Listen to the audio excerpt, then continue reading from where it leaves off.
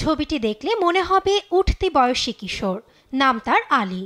৪০ বছর আগে সিরিয়ার তৎকালীন প্রেসিডেন্ট হাফিজ আল আসাদের শাসনামলে আইনশৃঙ্খলা বাহিনী তুলে নিয়ে গিয়েছিল তাকে।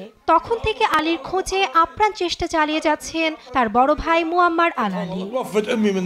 প্রেসিডেন্ট বাশার আল আসাদ সিরিয়া ছেড়ে পালিয়ে যাওয়ার পর সন্ধান মিলেছে একটি গোপন কারাগারের, যার নাম সায়েদনায়া কারাগার। সিরিয়ার জনগণের কাছে আল আসাদ বংশের আয়না ঘর হিসেবে পরিচিত কারাগারটি, যার মাটির নিচে খোঁজ মিলেছে শত শত গোপন কক্ষের। আলীর মতোই অসংখ্য সরকার বিরোধী নাগরিকদের রাখা হতো সেখানে। বিপ্লবী সেনারা কারাগারটি খুলে দিলে মুক্ত বাতাসের স্বাদ পায় হাজারো মানুষ। মুয়াম্মারের বিশ্বাস, জেল থেকে মুক্তি পাওয়া মানুষের মধ্যে দেখেছেন তার ছোট ভাই আলীকে।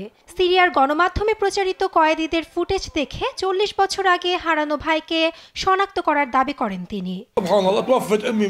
যখন গণমাধ্যমে একটি ভিডিওতে সাংবাদিকদের পাশে আমার ভাইকে দাঁড়িয়ে থাকতে দেখি, তখনই চারিদিকে ছোটাছুটি করছিলাম।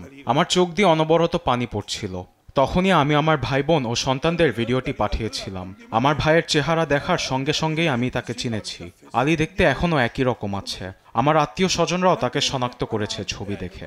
আমার মা শুরু থেকেই বলে আসছে আমার ছেলে বেঁচে আছে। মুয়াম্মারের মতোই প্রিয়জন হারিয়েছে হাজারো মানুষ। ২০১৭ সালে সায়েদনায়া কারাগারকে মানুষের কসাইখানা আখ্যা দেয় আন্তর্জাতিক মানবাধিকার সংস্থা অ্যামনেস্টি ইন্টারন্যাশনাল।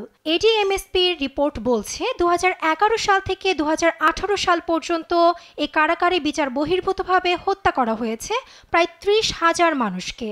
পাশাপাশি চালানো হয়েছে পাশবিক নির্যাতন। তবে এসব অভিযোগকে শুরু থেকেই অস্বীকার করে আসছিল আসাদ সরকার। সায়েদনায়া কারাগারের মাটির নিচে এখনও কেউ আটক আছে কিনা সন্ধান চালিয়ে যাচ্ছে সিরিয়ার স্বেচ্ছাসেবক দল হোয়াইট হেলমেট। নিউজ ডেস্ক, দেশ টিভি।